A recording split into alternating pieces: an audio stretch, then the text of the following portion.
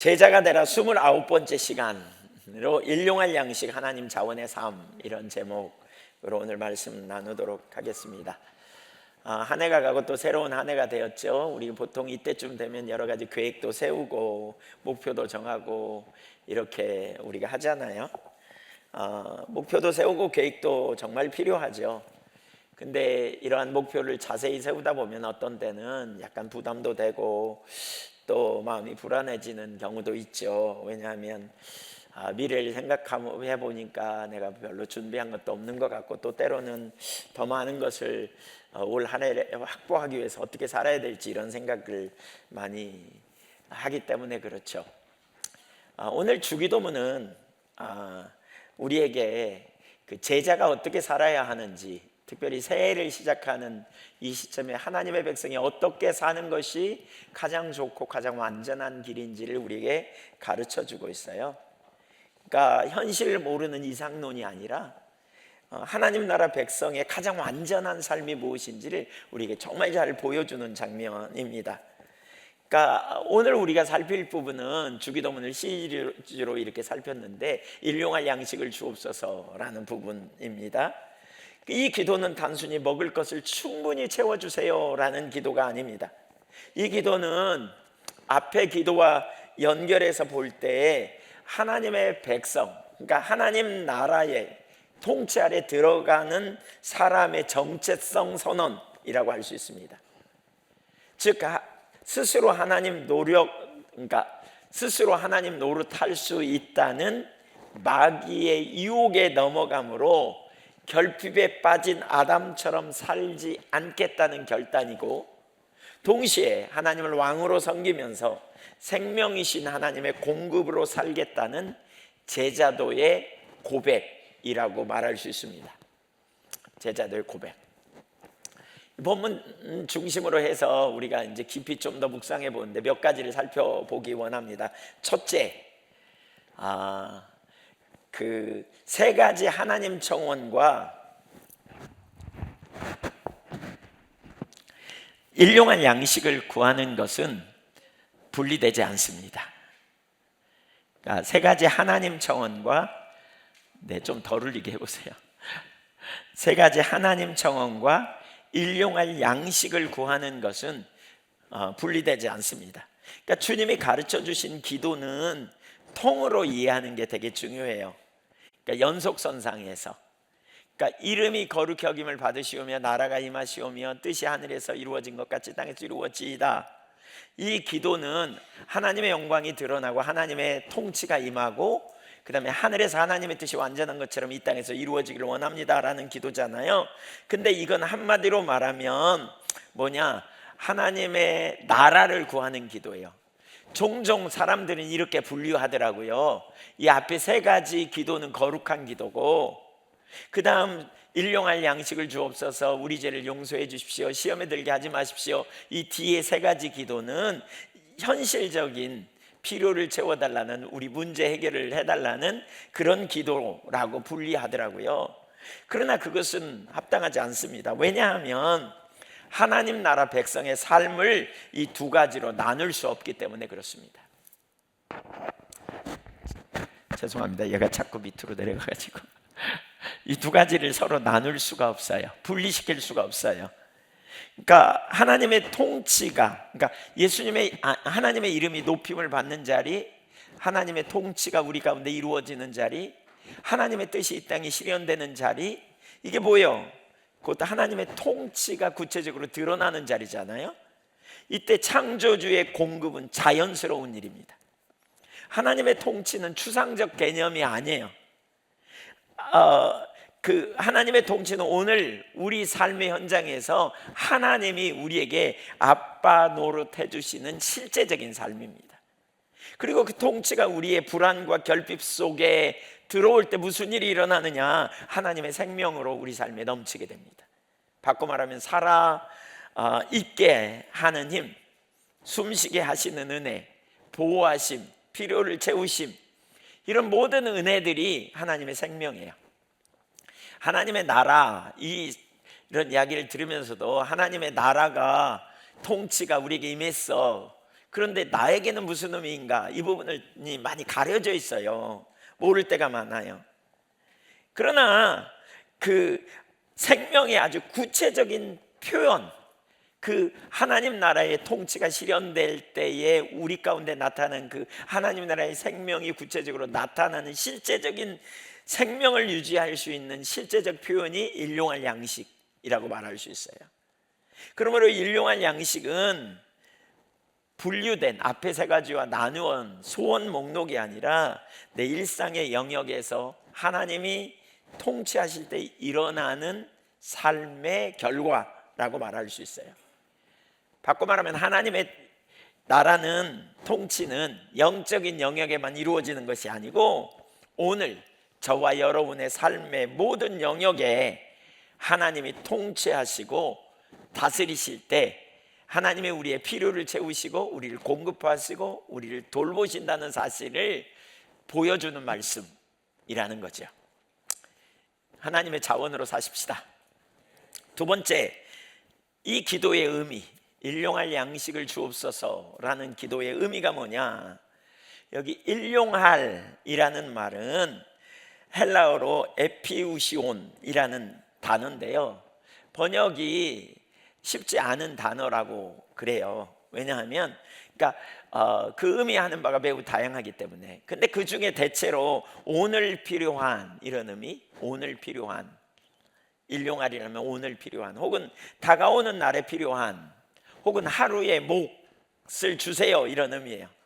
그러니까 아침에 이 기도를 하면 하루를 위한 양식을 달라는 거고요, 저녁에 이 기도를 하면 내일을 위한 양식을 주세요라는 기도예요. 그러니까 이 기도의 핵심 내용은 이런 거예요. 일용할 양식을 주옵소서, 그 말은 하루하루 하나님이 공급하는 능력으로 살겠다는 거예요. 그러니까 여러분 저를 따라서 한번 기도해 보세요. 일용할 양식을 주옵소서. 일용할 양식만 주옵소서. 그 차이를 아시겠어요? 일용할 양식을 주옵소서라는 말의 의미는 일용할 양식만 주십시오 라는 기도의 의미예요. 내일 거 말고 오늘 것만, 이런 기도의 내용이에요. 이런 기도의 내용. 일용할 양식 없는 분 손 들어보세요. 다 여러분 은혜로 사시는군요. 하나님이 일용할 양식 주셔서 먹고 사는. 근데 몰라요. 우리가 왜 모르는 줄 아세요?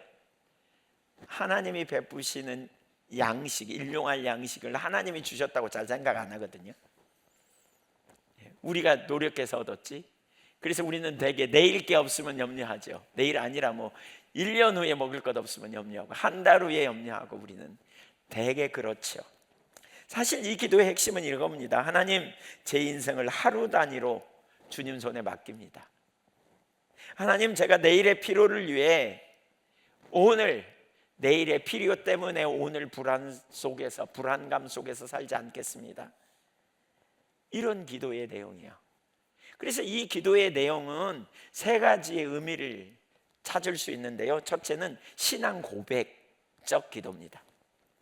오늘 우리에게 일용할 양식을 주시옵소서라는 말은 하나님, 제가 알아서 살겠습니다, 이거 아니고요.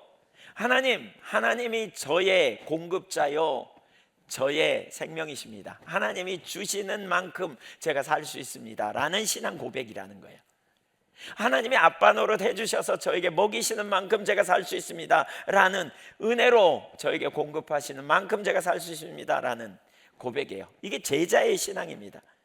제자는 하나님을 믿는다는 고백에서 끝나지 않고요, 이 단순한 고백에서 끝나지 않고요, 전적으로 하나님을 의지하여 사는 것입니다. 제자가 알아야 될 진리가 어디까지냐면, 하나님이 여러분을 공급하십니다 그러면 되게 아멘 하실 걸 믿어요. 제가 다 하나님이 여러분의 필요를 채우실 줄 믿습니까? 네, 아멘 하시죠? 네, 다 하세요. 근데 제자는 뭘 아냐면, 진짜 하나님이 나에게 공급하시는 분이고, 하나님이 공급 안 하시면 나는 결핍에 빠지고, 이걸 진짜 아는 사람이에요. 이걸 진짜 아는 사람. 그래서 갈라디아 2장 20절에 보면 내가 그리스도와 함께 십자가에 못 박혔나니 그런즉 이제는 내가 사는 것이 아니요 오직 내 안에 그리스도께서 사시는 것이라 그러잖아요. 그 말은 그리스도를 신뢰함으로 생존의 주도권까지 주님께 드리겠다는 제자도의 선언입니다. 이런 사람들은 분명하게 두 가지를 알아요. 하나는 뭐냐면 필요를 채우시는 하나님을 신뢰하여 내게 부족하고 내가 한계를 경험할 때 그 주님께 기도로 나가는 사람이에요. 기도로 나가는 사람.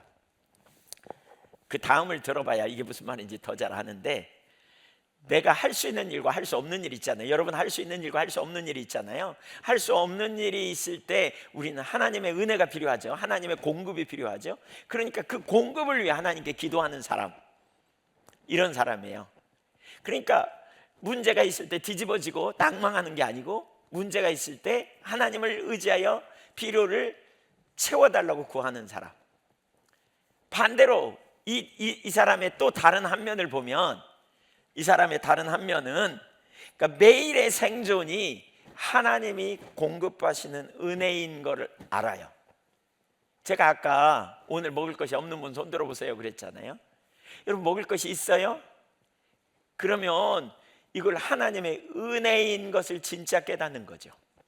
진짜 하나님이 오늘 또 나를 공급하셨구나.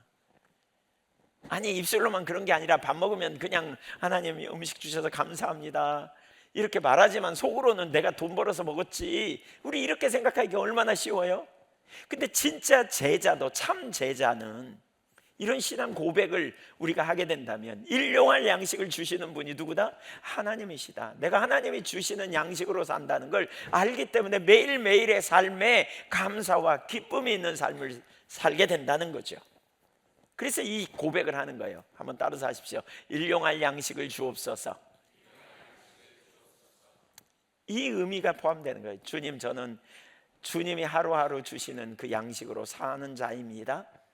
그렇게 앞으로 살겠습니다. 하나님 안 주시면 전 살 수 없습니다. 이걸 고백하는 신앙 고백이에요. 두 번째, 삶의 소원을 보이는 기도예요. 이 기도는 하나님 나라 통치에 들어간 성도의 결단이라고 말할 수 있어요. 성도의 결단이에요. 이제 나는 내가 내 인생을 책임지려는 방식으로 살지 않겠습니다. 제가 하나님만, 오직 하나님만 의지하며 살겠습니다 라는 결단. 이 의미가 뭐냐면 완전한 항복이에요. 내 안에 답이 없어요. 내 안에 능력이 없어요. 나는 할 수 없어요. 여러분, 이 항복이 언제 일어나요? 우리가 하나님을 추구하여 나갈 때 하나님 앞에 우리가 얼마나 죄인인지를 깨닫는 순간 이 항복이 일어나잖아요. 내가 심각하구나, 내가 진짜 하나님을 기쁘시게 할 수 없는 심각한 죄인이구나, 이걸 깨닫는 순간 우리가 항복하고 하나님이 내신 유일한 길이신 예수 그리스도를 믿는 거잖아요. 바로 구원에 있어서 하나님의 은혜가 없으면 안 된다는 것을 인식하는, 그것이 한편으로 이 고백이라면, 더 나아가 내가 먹고 사는 것도 전적인 하나님의 은혜와 하나님의 공급이 필요합니다 라는 그러한 어떤 그 삶의 결단을 보여주는 거죠. 그래서 완전한 항복이고 방향전환의 서원입니다. 내가 내 인생 책임지지 않겠습니다. 하나님, 전 주님의 공급 가지고 살겠습니다. 이런 하나님께 자신의 통치권을 내어드리는 거예요. 내어드리는 것. 이런 사람은요, 주님의 말씀에 순종해요. 전적으로 순종해요. 전적으로 순종할 수 있어요. 주님의 말씀하시면 그대로 순종할 수 있어요. 예를 들면 열왕기상 17장에 보면 그 가뭄 중에 마지막 남은 통에 가루가 조금밖에 안 남았어요. 예, 가루가 조금 남았어요, 통에. 근데 그 밀가루가 조금 남은 거예요. 이제 이거 그리고 이제 기름도 조금 남았어요. 그래서 이 과부가 이제 아끼고 갖고 조금 남은 이거 마지막으로 이거 해먹고 자기 아들과 함께 죽으려 그래요. 근데 엘리야가 와가지고 뭐라 그러냐면, 그거 떡으로 만들어서 내게 좀 가져오라 그래요. 가져오라 그래요. 여러분이 그 상황 되면 어떻게 하겠어요? 장난합니까 지금? 뭐 이럴 수도 있어요. 아니 뭐라고요 지금? 근데 이 사렙다 과부는요, 그녀의 생존권을 포기하고요 순종해요. 이것은 그녀가 자신의 방식으로 자기 인생을 책임지려는 시도를 내리는 걸 의미할 수 있어요. 그리고는 주님의 통치에 맡기죠. 무슨 일이 벌어집니까? 통의 가루가 글쎄 하루도 떨어지지 않아요. 풍족해질 때까지. 기름도 절대 떨어지지 않아요. 계속 없는가 그러면 또 나와요. 없는가 그러면 또 있어요. 끊임없이 나오는 거죠. 끊임없이 이렇게. 이게 뭐예요? 일용할 양식이 주어지는 놀라운 체험을 하는 거죠. 여러분, 우리가 결단한다, 내 뜻대로 안 살고 주님 뜻대로 살겠다는 결단은요, 내가 내 인생 책임지지 않기 때문에 주님이 달라 하시면 드리는 거예요. 이 소원이에요. 이 고백이에요. 주님이 쓰시겠다 하면 내어드리는 거예요. 내 상정권은 주님께 맡기고 서는 이 결단적 고백이라고 할 수 있어요. 바로 이 의미가 뭐냐? 나는 죽고 예수로 사는 하나님 나라 백성의 삶이죠. 예수님을 자신의 주로 구원자로 통치자로, 그래서 그분이 우리에게 인도하시면 그분이 우리를 세우시는 그 자리에 하나님께서 필요도 채우시고 돌보실 걸 신뢰하는 믿음 안에서 주님이 가라 하면 가고 있으라 하면 있고 주라 하면 주고, 그렇죠? 기꺼이 순종하는 삶을 살아가겠다는 서원적 기도예요. 이게 서원적 기도. 세 번째, 좀 강도가 좀 강해지나요? 네, 아무튼 세 번째, 구체적 청원입니다. 출애굽 여정에서 하나님이 주신 만나를 사람들 중 어떤 이들은 불안해서 더 거두려고 했죠. 하늘에서 만나가 내리면서 하루에 한 오멜만 주서 그랬더니 사람들은 불안해가지고 막 거둡니다. 이렇게. 그러나 하나님은 일용할 양식만 거두라고 가르치십니다. 이 본문에 오늘 우리가 하는 이 기도가 이렇게 말하는 겁니다. 주님, 저는 내일의 불안까지 오늘 쌓아두지 않고 살겠습니다 라는 거예요. 내일의 필요를 위해 오늘 구하지 않겠다는 거예요. 그러니까 내일을 생각하니까 염려가 되거든요. 오늘은 내 손에 잡히지만 내일은 안 잡혀. 오늘은 내가 먹을 게 있어. 근데 내일 먹을 게 없다면 내 손에 안 잡혀. 내일 어떻게 될지 몰라. 근데 그 불안까지 오늘 내가 가지고 씨름하지 않겠다는 고백이에요. 주님, 제 마음의 저장고에 염려를 비축하지 않겠습니다 라는 선언이기도 해요. 내일 일은 염려하지 않겠습니다. 오늘만큼 주님이 오늘 내게 은혜 주시고 내일은 내일의 은혜를 또 부어주실 걸 제가 신뢰합니다, 이 고백이에요. 그래서 그날 필요한 만큼 하나님 앞에 기도하면서 구체적으로 구하는 거죠.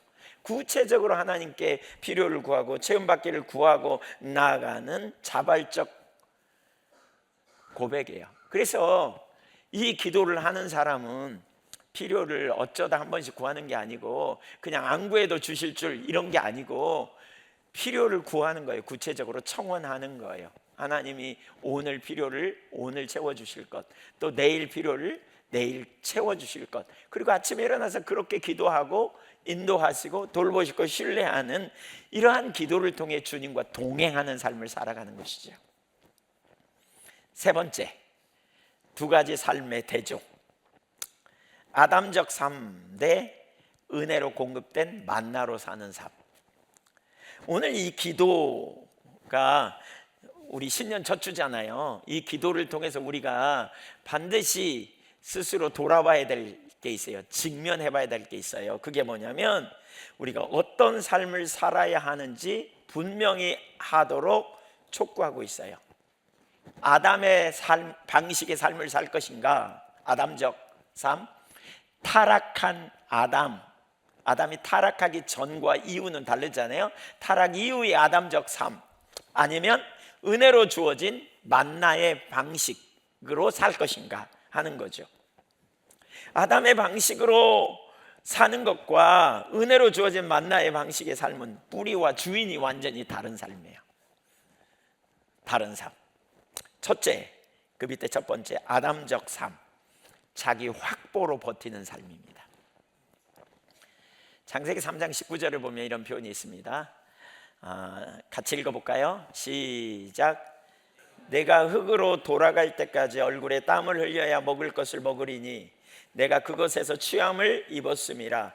너는 흙이니 흙으로 돌아갈 것이니라 하시니라.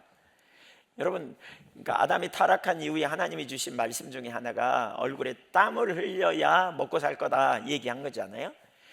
그러니까 우리는 이 개념을 접하면서 일이, 노동이 저주라고 생각하는 경향이 있거든요.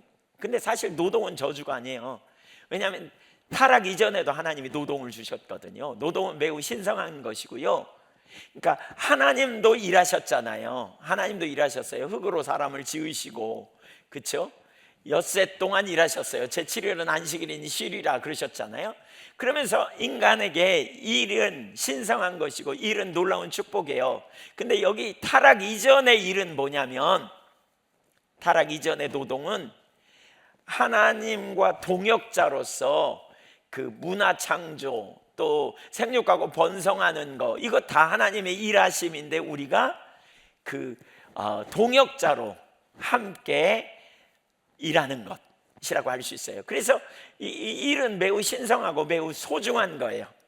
매우 소중한 것. 그런데 타락하면서부터 땀의 의미가 달라져 버렸어요. 하나님을 떠난 인간이 하나님 없이도 살 수 있다는 마귀의 유혹을 받아들이잖아요. 하나님 떠날 때, 그러니까 마귀가 뭐라 그랬어요? 너 이거 따먹으면 네 눈이 밝아져. 누구처럼 된다? 하나님처럼 된다. 그러니까 하나님 없는 삶, 이 유혹을 받고 그때부터 인간은 하나님을 제끼고요, 자기 스스로 하나님이 돼서 자기 인생을 책임지려고 하는 이 자리로 돌아간 거예요. 이게 아담의 특징이에요. 그러니까 하나님 없는 삶. 그래서 스스로 자기 인생을 책임지는 그 삶을 살려고 하는 것이 우리의 체질로 굳어졌어요. 그러니까 한마디로 말하면 내가 내 인생 책임져야 된다는 의식, 이것이 생존의 가장 기본적인 이해가 됐어요. 기본적인 이해. 이래야지, 내가 내 인생 책임져야지, 내가 하지 않으면 누가 나를 책임지겠어, 이런 의식이 우리의 기본 요소가 됐어요. 그때부터 인간에게는 한 가지 특징이 있어요. 뭐냐? 일을 하나님은 수단으로 주셨거든요. 근데 일을 생명의 근거로 삼기 시작했어요. 성취와 돈이 사용하는 도구인데 이것을 자기 인생의 힘으로, 기둥으로 믿는, 의지하는 그 수단이 돼버린 거죠. 의지하는 전부가 돼버린 거죠. 자신이 주인이 되어 살게 됨. 그리고 여기서 불안이 생겨나죠. 왜냐하면 내가 주인이 되어 내 인생을 책임져야 한다고 여기면 여길수록 스스로 내일을 내가 책임져야 하는데, 내일을 통제해야 되는데, 문제는 결코 내일이 내 손에 들어오지 않거든요. 내일 무슨 일이 있는지 우리가 다 예측할 수 없는 상황이고, 내일을 생각하니까 더 많이 준비하고 더 많이 끌어모으고 더 많이 내 인생을 확보해야만 안전하다고 여기는 삶으로 가는 거죠. 그래서 아담적 삶의 작동 원리는 이거예요. 내가 가져야 된다는 거예요. 내가 확보해야 된다. 더 많이 준비하고 더 많이 쌓고 더 많이 가지고 있어야 안심이다. 혹시 부족할까 하는 불안, 많이 가지고 있어도 남이 더 많이 가지고 있으니까, 많이 가지고 있어도 환경을 보니까 내가 가진 것이 너무 부족한 것 같아, 이런 긴장감. 그래서 결핍과 비교와 만몬을 향한, 그러니까 돈을 구원자로 여기면서 물질을 주인으로 삼고, 하나님의 말씀을 아무리 들어도 돈과 관련되면 거기 방식을 선택해가는 일을 너무나 쉽게 해버리는 거죠. 그래서 아담을 따르는 삶에는요, 이렇게 억압이 있어요. 아이러니죠, 아이러니. 살려고 애쓰면 애쓸수록 점점 더 무거워지고 마음은 더 눌리는 상태로 가요. 왜냐하면 피조물이 창조물처럼 살 수 없거든요. 그러니까 삶 자체가 감당할 수 없는 무게감으로 오는 거죠. 여러분, 자녀를 생각해 보세요. 이놈이 밥이나 먹고 살까? 이놈이 잘 자랄까? 이걸 어떻게 잘해 줄까? 이번에 시험 보니까 그냥 점수도 못 나왔던데 어떻게 할까?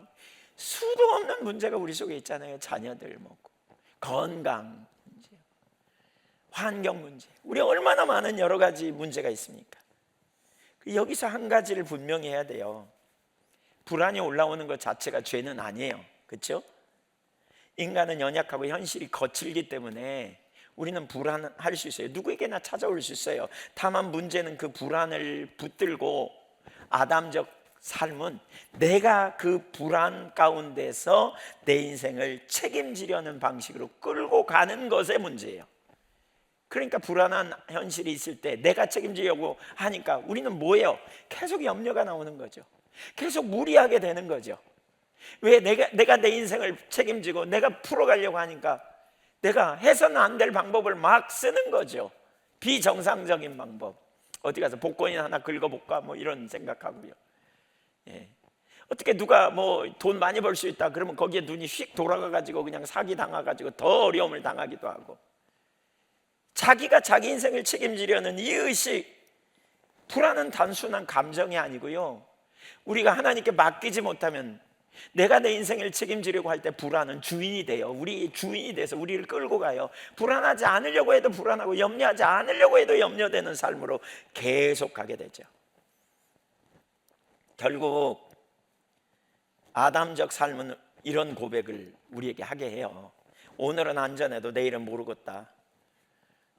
그러니까 난 더 많이 벌어야 돼, 더 많이 가져야 돼, 더 많이 확보해야 돼, 더 준비해야 돼, 더 끌어모아야 돼.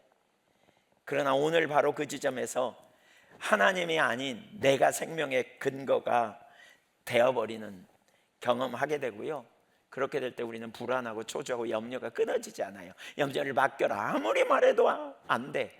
이미 내 안에 내가 내 미래를 확보하려고 하는 내가 주인 되고, 그러니까 불안이 내 삶의 주인이 되고, 그러니까 염려는 열매로 나타나는 것이기 때문에 이 주인이 바뀌지 않으면 이게 해결이 안 되는 거죠. 그것이 아담적 삶의 비극입니다. 아담적 삶을 살 때 보이는 몇 가지 반응들을 제가 좀 소개하려고 합니다. 첫째, 불안하면 먼저 기도가 아니라 통장을 보는 사람들.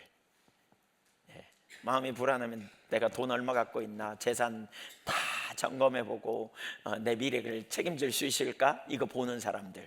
그런 사람 알고 있으면 손 들어 보실래요? 혹시? 네. 이거 하나님보다 내가 확보한 것에 초점이 더 많이 가죠. 또 두 번째, 좀만 더가 끝이 없어요. 좀만 더.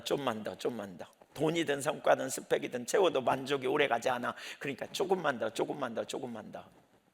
이게 끝이 없이 가는 거죠. 끝이 없어요. 채워지지 않기 때문에. 세 번째, 쉬어도 쉬지 못해요. 몸은 쉬는데 머리는 계속 일하는 거죠.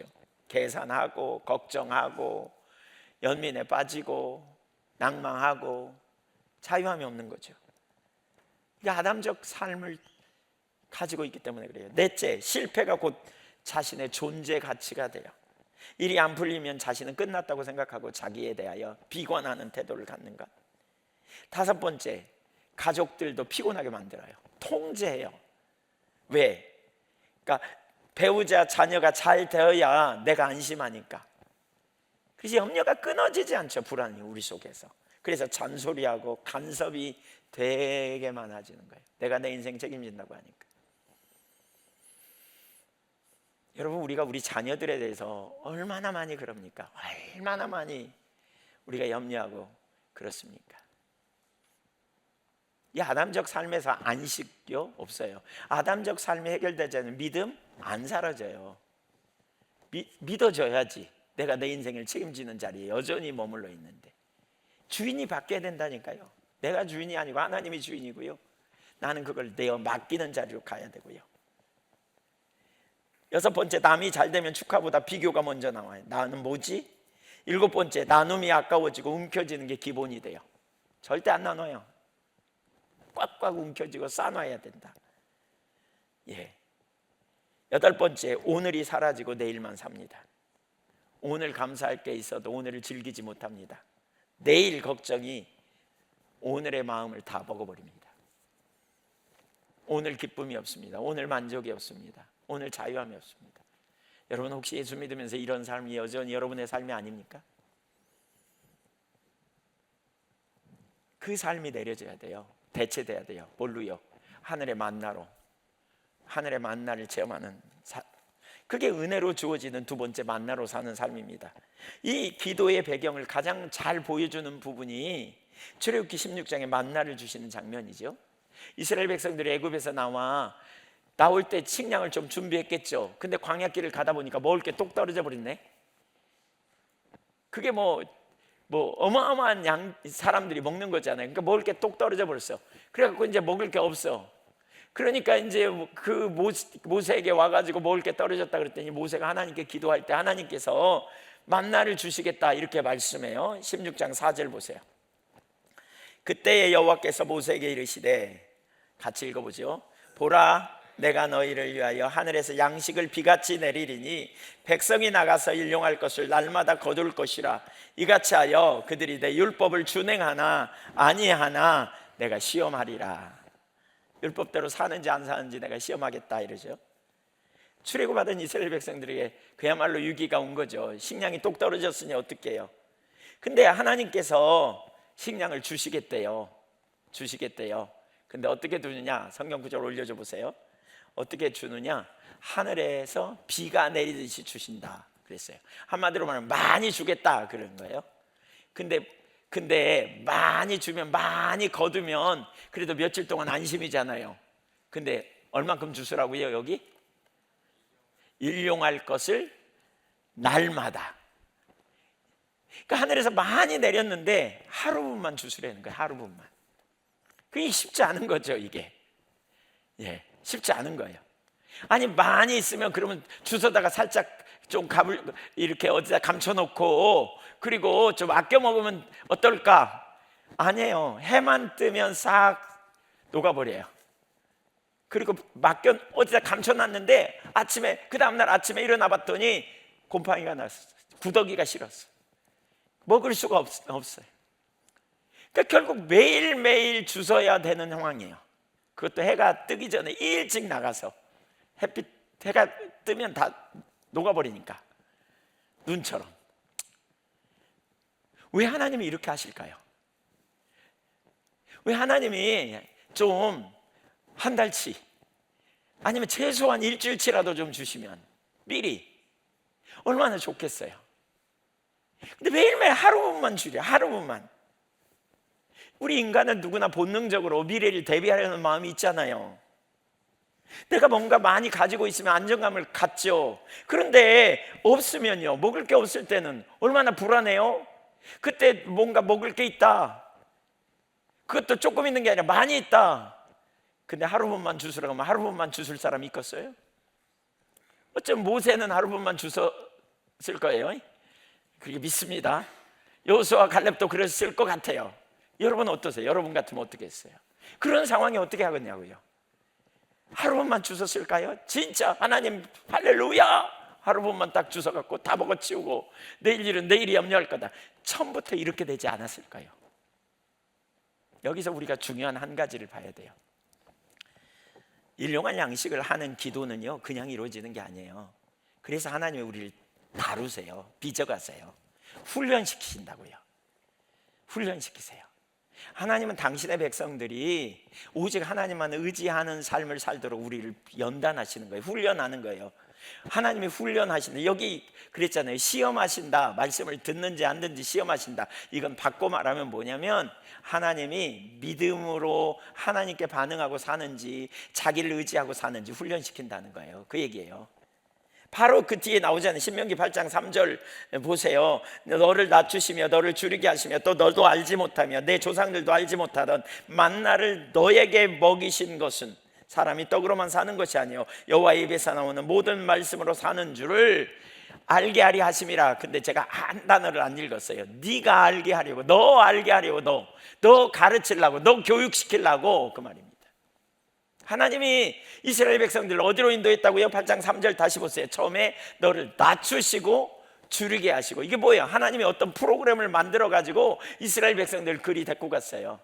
여러분 중에 어떤 분이 이렇게 생각할지 몰라. 나는 안 데리고 갈 거야. 쓰려는 사람이나 데리고 가지. 아니요, 이스라엘 백성 중에 단 한 명도 예의 없이 몽땅 광야로 갔거든요. 몽땅 광야로 간 거 아세요? 그래서 거기서 하나님이 다루셨잖아요. 그 환경에다 집어넣어놨어요. 훈련소에는 프로그램이 있어요. 훈련소에 프로그램 없이 훈련 안 받아요. 딱 훈련소에 프로그램이 있어요. 근데 그 훈련은 편하고 쉬운 게 아니에요. 어려운 일이에요. 하나님이 하나님의 사람들을 훈련시키신다니까. 여러분 이걸 염두에 둬야 돼요.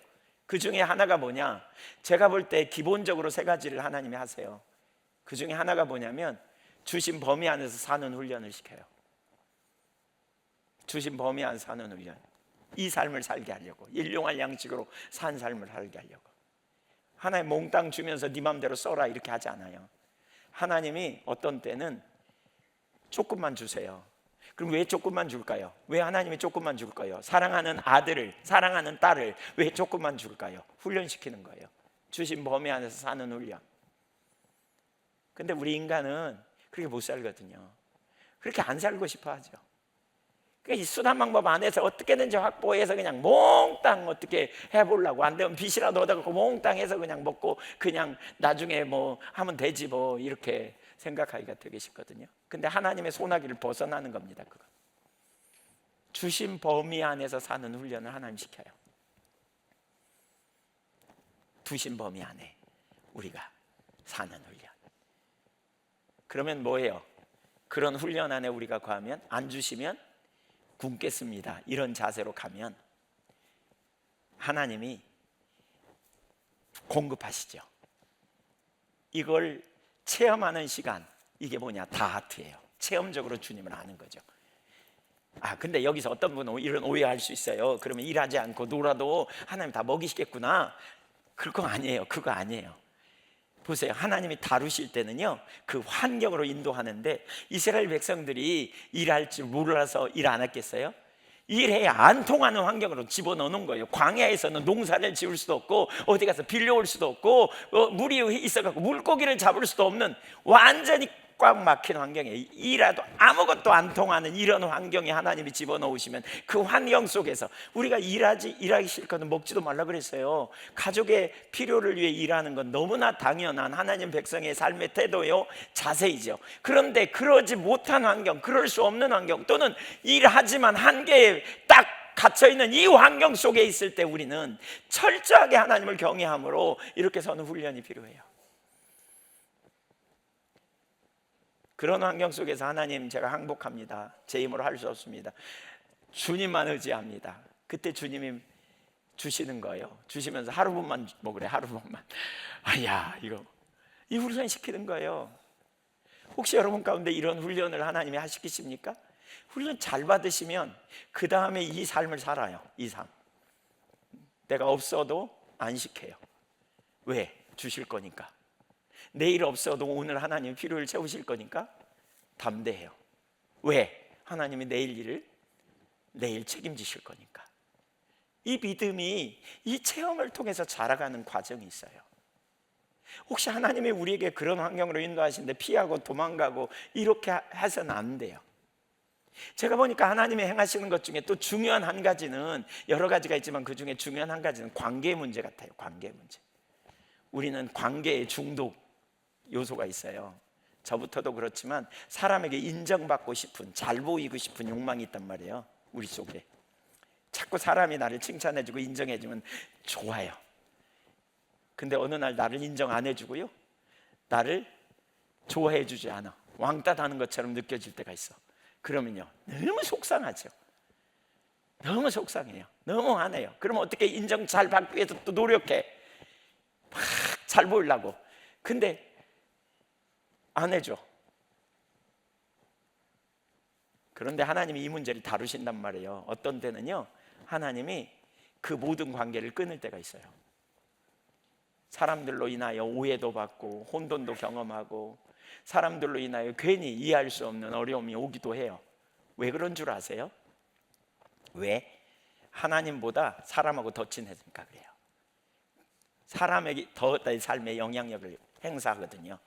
그러면 사람이 영향력을 내 삶에 행사하는 것에 더 우리의 초점이 가잖아요.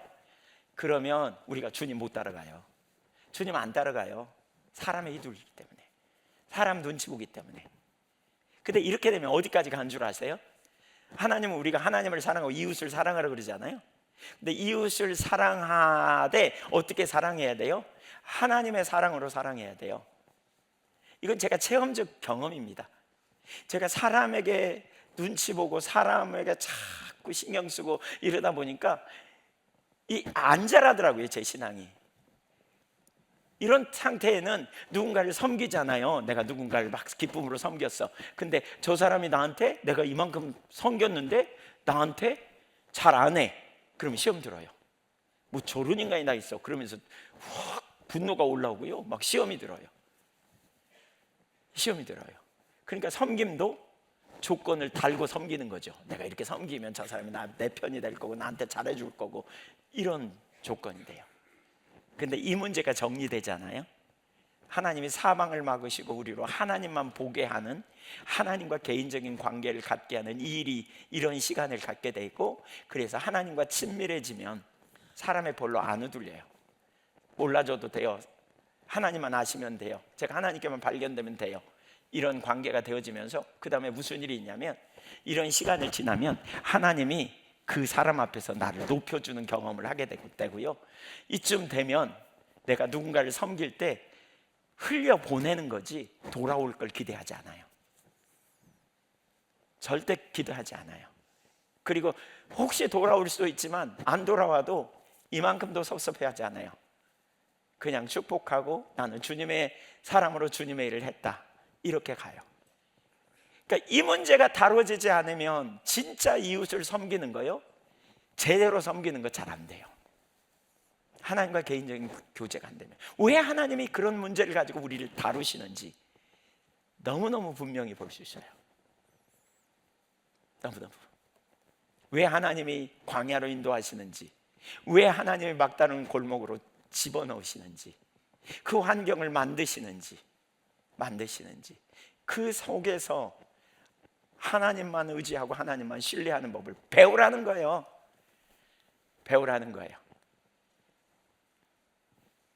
그 통로를 통과하고 나서 비로소 우리는 하나님을 기쁘시게 하는 삶, 하나님께 영광 돌리는 삶을 살 수 있게 되는 거죠. 그때 비로소. 혹시 지금 하나님께서 여러분을 다루신다면 좀 힘들어요, 어려워요. 근데 기쁨으로 여기시고요, 집중적으로 하나님께 반응하여 그 터널을 잘 통과할 수 있기를 축복합니다. 굴이 아니라 터널이니까요, 예, 가는 거예요. 하루하루 가는 거예요. 진리에 동의해서. 저도 개인적으로, 제가 말로 표현하기 어렵지만 저도 되게 힘든 시간이 많이 있었습니다. 이런 과정을 통해서 거의 왕따 당한 것처럼 느껴지는.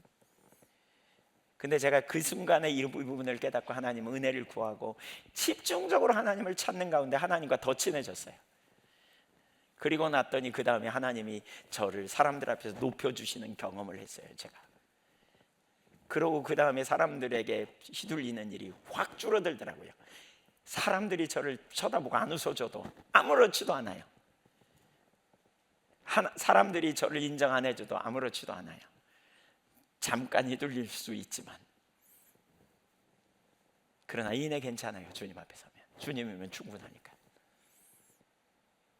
그게 제자의 삶이에요. 그래서 하나님이 우리를 훈련시키는 거예요. 연단하는 거예요. 근데 이걸 모르면 우리는 피하고 도망가죠. 숨죠. 어떤 환경 속에서 직면하고 나가. 하나님의 우리의 좋으신 아버지인데, 하나님의 우리를 너무너무 사랑하시는데 우리를 그냥 두겠냐고요. 그냥 두지 않으시죠. 만나로 사십시다. 이 과정을 통해서 만나로 사는 삶이 우리 가운데 진짜 온전히 성취되는 거예요. 만나는 하늘의 은혜라니까요. 아담적 고통은 염려와 근심이 끊어지지 않습니다. 거기에는 결핍이 있습니다. 그래서 고통스러운 삶을 살게 되고 자기 자원의 한계 아래서 삽니다. 그러나 초월자이신 하나님의 베푸신 은혜, 만나야말로 우리에게 생명인 것을 진짜 체험적으로 경험하면서 나 어느 곳에 있든지 늘 마음이 편안한 이유는, 내일을 알지 못하지만 자기 자원의 삶을 사는 사람은 내일 모르니까 죽을 것 같지만 그리스도인은 다른 삶을 살게 되는 거죠. 아무리 힘들어도 하나님의 길을 따라 거기 생명을 누리는 놀라운 축복을 경험하시기를 축복합니다. 하나님은 계획을 금하신 분이 아니에요. 하나님은 네 내일의 주인이 누구냐 이렇게 부르는 거예요. 내일의 주인이 나라면 염려가 우리의 삶을 점령하고, 그래서 하나님의 은혜를 기다리기보다는 염려로 오늘 하루를 소비하고 놓쳐버리는 피곤한 삶을 살게 된다는 거예요. 출애굽기 16장에서 여섯째 날에 이틀치 만나를 거두게 하셨잖아요. 하나님은 우리가 미래를 준비하지 말라는 말이 아니에요. 미래를 준비해야 돼요. 노후도 준비해야 돼요. 할 수 있는 대로 우리가 열심히 준비하고 계획을 세우는 것 중요해요. 그러나 내가 준비했기 때문에 내 미래는 안전해 라고 말하는 생각은 우상 숭배예요. 그건 만몬을 섬기는 우상적 삶이에요. 우리의 코끝에서 호흡을 거두시는 순간 우리는 심각한 상황을 경험하게 된다는 거예요. 여러분 뭘 의지합니까? 뭐가 여러분의 생명입니까? 이 삶의 전환, 아담적 삶에서 하나님 자원의 삶, 일용할 양식을 주옵소서는 바로 그걸 의미하는 거죠. 그래서 만나를 의존하는 삶에는 안식이 있어요. 염려 대신, 불안 대신, 초조 대신 안식과 기쁨이 있어요. 왜? 맡기니까요. 자유함이 있어요. 왜?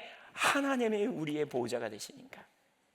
거기에 하나님 나라 생명이 넘치는 놀라운 역사, 움켜짐 대신 나눔이 있어요. 여기에 놀라운 축복이 있는 것이죠. 네 번째, 일용할 양식의 삶을 추구하는 사람은 염려가 내려집니다. 마태복음 6장 자체가 사실 일용할 양식의 해설이라고 할 수 있어요. 나중에 이제 이 부분도 살펴보겠지만 6장 24절 한번 읽어보실래요? 마태복음 6장 24절 한 사람이 시작.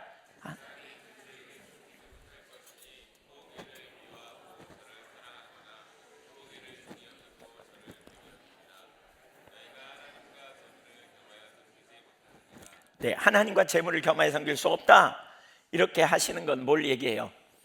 하나님을 신뢰하지 않으면 만몬, 재물 이것이 너의 신이 될 수 있다는 거예요. 그래서 마태복음 6장 31절 이하에 보면 무엇을 먹을까 마실까 입을까 염려하지 말라 이렇게 쭉 얘기하고 34절에 한날의 괴로움은 그날의 족하니라 이렇게 말합니다. 여기서 주님이 의도하신 것은 현실 부정을 말하는 게 아닙니다. 현실을 부정하라 이야기가 아닙니다. 먹는 문제 하찮다 이렇게 말씀하시는 것도 아닙니다. 하나님은, 그러니까 예수님은 너희 아버지께서 그 모든 것이 너희에게 있어야 할 줄 아신다 라고 말하셔서 우리가 일용할 양식이 필요한 걸 하늘 아버지가 아시고 그걸 우리가 준비해야 되고 그걸 또 우리의 그 기도가 필요하다는 걸 가르쳐요. 근데 일용할 양식 청원은 이런 뜻이 되죠. 아버지 제 필요를 아시는 아버지께 제 필요를 맡깁니다라는 의미예요. 제가 내일의 문제를 오늘로 끌어당겨 제 오늘을 망치지 않겠습니다 이런 고백이라 그랬죠. 그래서 마태복음 6장 33절은 뭐라 그랬어요? 너희는 먼저 그의 나라와 그의 의를 구하라 그리하면 이 모든 것을 너희에게 더하시리라. 이게 좋아하시죠 여러분? 예, 더 준다니까 좋아하시죠 많은 사람이. 예, 근데 여기에 뭐가 있어요? 너희는 먼저 그의 나라와 의를 구하라 이게 있죠. 근데 이걸 조건으로 생각하여 하는 경향이 있어요. 거래하자고 예수님이 주신 말씀이 아니에요. 이건 우선순위를 얘기하는 거예요. 우선순위가 회복되는 사람은 그 사람에게 아버지가 공급하시는 공급이 흘러간다는 거예요.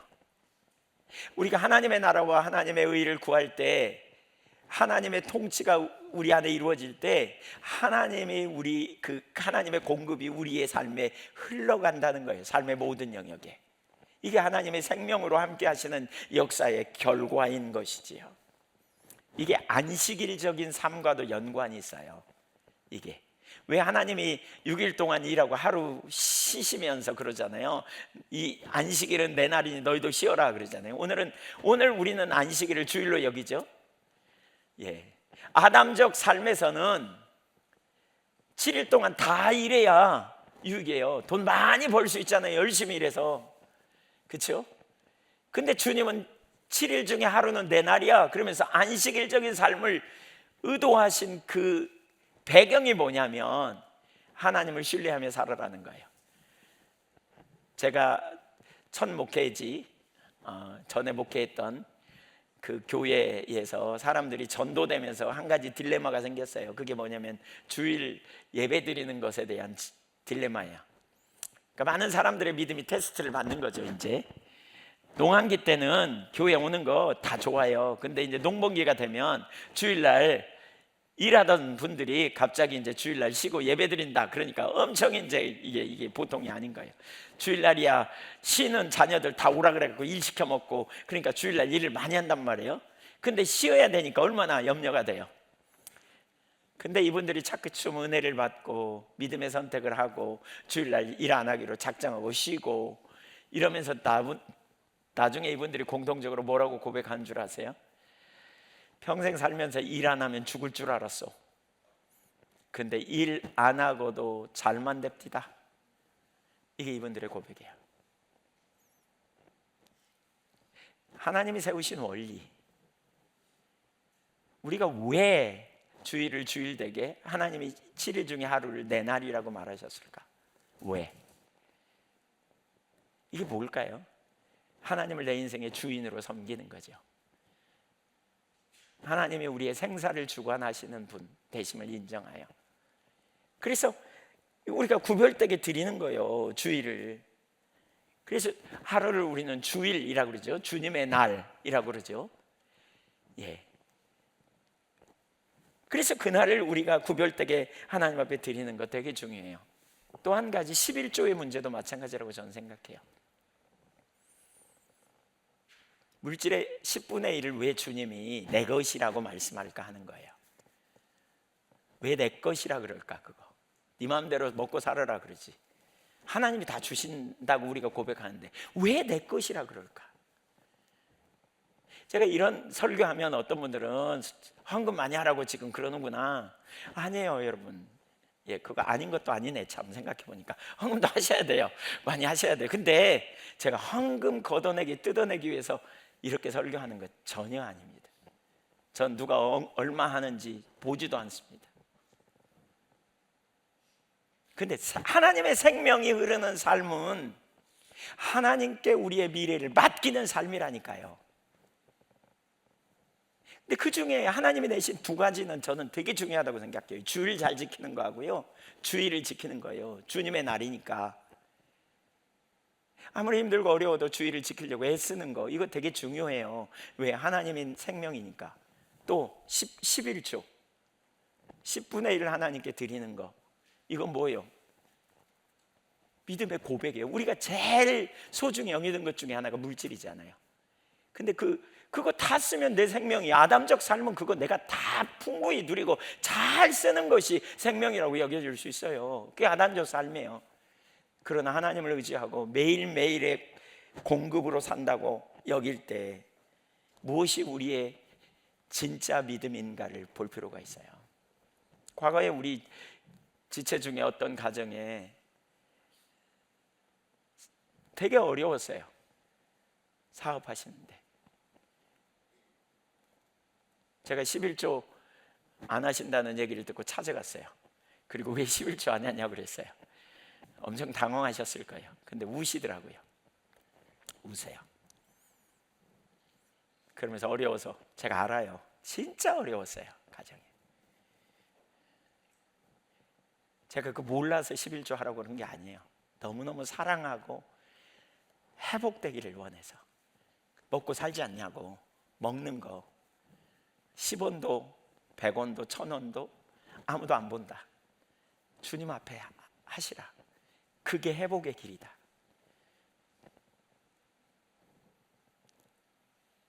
아닌 게 아니라 하나님이 살 길을 놀랍게 회복하셨어요.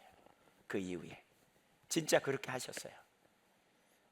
그렇게 제가 이 부분을 나누는 것은 진짜 우리에게 생명이 무엇인지, 여러분 믿음이 없어, 아직 내가 잘 모르겠어, 그러면 그래서 11조 안 하면 이해해요. 그럴 수도 있다고 생각해요. 왜냐하면 모르니까요. 그 아직 아담적 삶이 내 삶에 훨씬 더 행복이라고 여겨진, 아직 거기까지는 난 믿음이 안 자란 것 같아. 그러면 그렇다고 여기세요. 근데 그 믿음을 믿는데도 불구하고 못하는 건 믿음으로 진짜 믿음의 발걸음을 가세요. 최근에 금요기도회 하면서 하나님이 두고 보세요. 올해 하나님께서, 제가 이런 얘기 한 번도 안 했거든요. 근데 두고 보세요. 올해 하나님께서 우리 교회 여러분들의 태문을 훨씬 더 열으실 거예요. 관계든지 물질이든지 환경이든지 훨씬 더 열으시겠다고 약속하셨어요. 너무나 분명하게 지난 금요일 날 기도하는데 겸손함으로 믿음의 길을 걸으라. 내가 너희의 태문을 열겠다. 그 중에 특별히 우리 어떤 분을 딱 보는 순간에 하나님께서 환경을 열으시겠다고, 태문을 열으시겠다고 이렇게 말씀하셨어요. 저는 그걸 정말 두고 보세요. 한번 보세요. 그럴 거라고 확신해요. 우리가 하나님을 경외함으로 그분의 기준 안에 서는 거, 이거 너무 중요한 문제입니다. 실제적인 요소입니다. 은혜로 살아가는 사람의 실제적인 모습입니다. 실제적인 모습. 결론, 하나님은 공급하십니다. 우리는 믿음으로 하나님 자원을 살아야 합니다. 이제 하나님 자원의 삶을 살아야 합니다. 빌립보서 4장 19절, 제가 이 부분을 가지고 기도하는 가운데 이 빌립보 4장 19절이 생각나서 나누는 겁니다. 같이 읽어볼까요? 시작. 나의 하나님이 그리스도 예수 안에서 영광 가운데 그 풍성한 대로 너희 모든 쓸 것을 채우시리라. 보세요. 이 성경 구절 너무 신나잖아요. 그리스도 예수 안에 있는 자에게 하나님이 그분의 영광 가운데서 그 풍성한 대로 너희 모든 쓸 것을 채우시리라. 세 가지예요. 그리스도 안에서 아무나 주신다는 게 아니에요. 그리스도 예수 안에 있는 하나님 자격이 있어서가 아니라 우리가 하나님의 자녀이기 때문에 주시겠다는 거고요. 그 다음에 너희 모든 쓸 것을 채우시리라 그랬는데 여기 너희가 원하는 것 아니에요. 영어로 보면 want가 아니고 needs예요. needs. 복수형으로 너희가 필요한 것들 그거 주시겠다, 그거죠? 예, 하나님이 주시겠다는 거예요. 채워주시겠다는 거예요. 그 다음에 세 번째, 영광 가운데 그 풍성한 대로, 이 말은 공급의 수준을 말하는 거예요. 그러니까 모든 부분에, 모든 영역에 하나님이 필요를 채우겠다. 작년부터 계속 저에게 기도할 때마다 이런 감동을 주셨거든요. 내가 너의 필요를 알아. 내가 내 필요를 채울 거야. 이런 마음 계속 주셨거든요. 아마 많이 들으셨죠? 근데 그것은 어느 한 부분만이 아니라, 물질적인 부분만이 아니라, 그쵸? 생존의 양식, 먹고 사는 문제죠. 관계의 양식, 용서받고 용서하는 힘, 사랑하는 힘, 그 다음에 영혼의 양식, 말씀, 임재, 또 사명, 오늘 맡기신 일을 감당할 힘, 또 두려움 속에서 우리를 구원해내시는 은혜, 이런 것들을 하나님이 주실 거라고 말하고 있어요. 근데 제가 왜 이 구절을 들고 나왔냐면, 기도하면서 이 구절이 생각이 나서 보다가 이 구절이 우리 교회 가운데 되게 중요한 시점에 두 번 이 구절을 통해서 하나님이 기도에 응답하신 구절이거든요. 하나는 뭐냐면 우리 2005년인지 6년인지 얼마 안 됐어요. 그때는 우리가 진짜 바득바득했습니다. 재정적으로도. 근데 그런 틈바구니에 어떤 분이 오셔가지고 예한교회에서 선교사 파송을 좀 받으면 좋겠다고 그러셨어요. 그래서 제가 기도해 보겠습니다. 되게 기도해 보겠습니다. 그 말은 쉽지 않을 거요. 뭐 이런 생각일 수도 있거든요. 과거에. 근데 지금은 요즘은 다르지만 그래서 기도해 보겠습니다. 근데 그 생각이 자꾸 나서 같이 기도했어요. 근데 하나님 파송하라 그러셨어요. 그래서 상당히 염려가 돼서 제가 확인해 달라고 그러는데 이 구절을 주셨어요. 그 앞부분에 보면 뭐냐면 4장 15절 이하에서부터 보면 바울이 감옥에 갇히거든요. 그리고 그 어려움을 당할 때 선교비를 보내요. 빌립보 교회 성도들이. 예, 풍성한 쓸 것을 채워요. 그러니까 이 구절을 이제 그 교회에 보내는 거죠. 그리스도 예수 안에서 하나님이 너희 모든 쓸 것을 채우시리라. 그래서 선교하는 일에 동참하라고 그러시는구나, 하나님이 채우시겠다는 거구나, 그렇게 알고 파송했어요. 그래서 우리 꽤 많은 부분을 후원하면서, 당시에 정말 어려운 상황인데 하나님 필요를 채우셨거든요. 근데 그러면서 거의 20년 가까이 우리가 후원했어요. 그래서 그 목사님은 이제 들어오셔갖고 한국에서 교회 담임하고 있지만 하나님 너무나 기가 막히게 연결하고. 근데 두 번째 또 언제 이 구절을 감동하셨냐면, 교회 예배당 건축하기로 우리가 계획하고요, 이 건축 작정하고 이제 건축을 시작하려고 그러는데 막상 그 건축비가, 땅 산 거 외에 건축비가 그 당시에 건설회사하고 계약 비용만 32억 5천이었어요. 제가 1억이 얼마인지도 모르거든요. 일자하고 공이 몇 개 붙인지도 몰랐어. 지어본 적이 없어가지고. 근데 32억 5천, 그러니까 순간 겁이 덜컥 나더라고요. 야, 이거 하나님 인도 안 하시면 어떻게 하지? 그래서 다른 분들한테 2층까지만 짓자 그랬어요. 2층까지만 지으면 20억 든대. 그러면 근데 2층까지만 지어도 20억도 작은 건 아니지만 좀 그래도 좀 덜 데미지가 있을 것 같아서 그랬더니 모든 분들이 기도하면서 다 짓기를 원하신다고, 하나님이 그러실 것 같다고. 그래서 일주일만 시간을 달라고 그러면서 제가 기도했거든요. 근데 이 구절 생각지도 않았었어요. 지금 이 구절. 근데 일주일간 기도하는데 금요일 날 하나님이 빌립보서 4장을 보라고 그러면서 제가 빌립보서 4장을 읽는 구절에 딱 여기에 초점을 가게 하시면서 과거에 하나님의 일에 동참할 때 하나님이 쓸 것을 채우신 것처럼 지금도 채울 거야, 이런 마음을 주셨어요. 그래서 시작된 거예요. 그래서 오늘 신년 첫 주에 제가 성경을 기도하면서 이 구절을 보게 됐고, 이 구절을 가지고 우리가 주님 앞에 필요를 채우실 주님을 믿음으로 신뢰하며 나가는 삶으로 초청하고 계시는구나, 이걸 제가 깨달았어요. 우리를 먹이시는 분은 하나님이시죠. 우리의 노력이나 우리의 행위로가 아니고 자녀이기 때문에 은혜로 우리를 주십니다. 사랑하는 여러분, 주님의 자원으로 사십시다. 일용할 양식, 주님의 자원, 이 의미가 뭔지를 잘 생각해 보면 좋겠어요. 오늘 여기 한 가지 다루지 못한 영역인데 간단히라도 언급하면, 우리에게 일용할 양식을 달라는 이 단어를 좀 봐야 돼요. 내게가 아니라 우리에게 달라고 가르치잖아요. 그 말은 뭐냐면 내 식탁이 채워지는 것만이 아니라 형제의 식탁이 비어있지 않도록 관심 갖는 것, 이것이 바로 제자의 삶이에요. 우리에게 일용할 양식을 주옵소서 그러면 나만 잘 먹고 잘 살게 하옵소서, 이게 아니고 우리 형제의 식탁도 보는 거예요. 형제의 입은 옷도 보는 거예요. 그래서 우리에게 하나님이 내게 주신 일용할 양식은 나눔을 통해 공동체 안에서 다시 우리의 양식이 되는 삶. 왜 만나 배출하기, 그 만나 주시면서 하나님 왜 1인분만 주시라 그랬을까요? 그때 1인분씩 주시라고 안 했으면 틀림없이 독점하는 인간이 있었을지 몰라요. 새벽에 일찍 일어나가지고 그냥 줄을 쫙 쳐가지고 여기 내 땅, 내 거, 절대 오지 마, 그 칼 들고 서 있을지도 몰라.